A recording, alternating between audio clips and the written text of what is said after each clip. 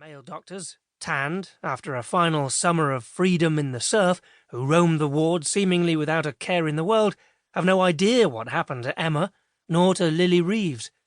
But they learn Emma's ways and keep the results file up to date. Emma carries that reputation for precision and double-checking with her throughout her training.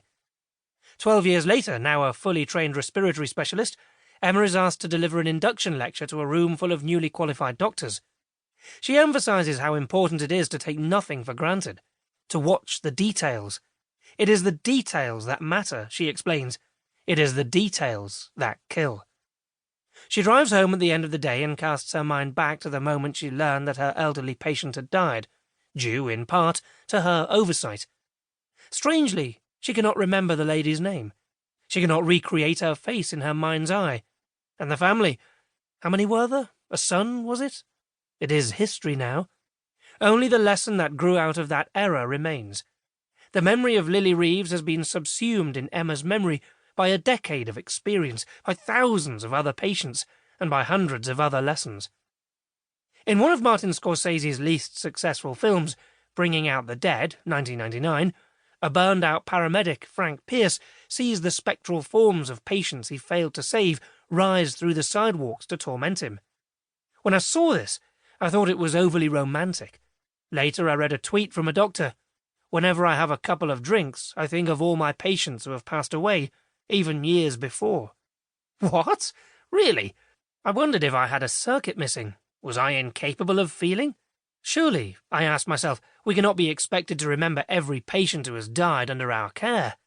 In the same way, I do not remember the name of every patient who may have suffered through an error I made. Perhaps that sounds heartless, but it is true. Later I came to realize it is acceptable to process suffering and medical misfortune in your own way, be that with overt displays of feeling or a brief pang of regret on the corridor, as long as you learn something from it and use it to become a better doctor. The duty is not to feel everything, but to become better. Mistakes are inevitable.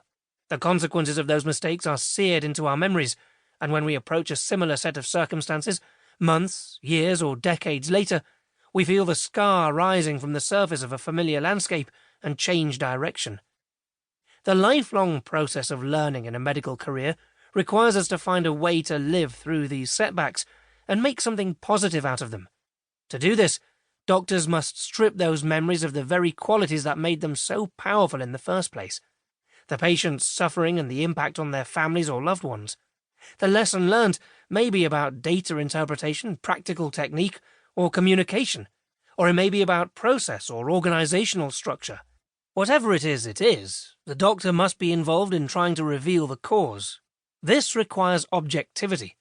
It is the emotion of the incident that causes the wound, but the healing will depend on the cool salve of analysis. The scar that remains must be visible, but it should not hurt anymore. There are many more patients to be seen, and they cannot be served through a persistent fog of regret. While objectivity is necessary, it must wait its turn. If we become too good at the process of assimilation and are tempted to put mistakes down to experience too soon, there is a risk that we will not dwell sufficiently on the human impact of our mistakes. If we smoothly compartmentalize those errors, surrounding or hiding them in hastily erected walls of rationalization, forensic examination, and instinctive defensiveness, we may underplay their social significance. But if we feel each mistake at a deep emotional level for too long, we may burn out and leave medicine for good. There is a balance. We should not develop too thick a skin, but we must not be rendered weak through 1,000 cuts. It was to help myself and others find that balance that I wrote this book. The only doctor we can observe over an entire career is the one we see in the mirror every morning. This book recounts many of my own mistakes, and a few that I saw happen around me. The associated scars pepper the landscape of my mind and serve as warnings. Whether you are a doctor, a student, or an otherwise interested listener, they may help you to understand how medicine works. General notes. Confidentiality.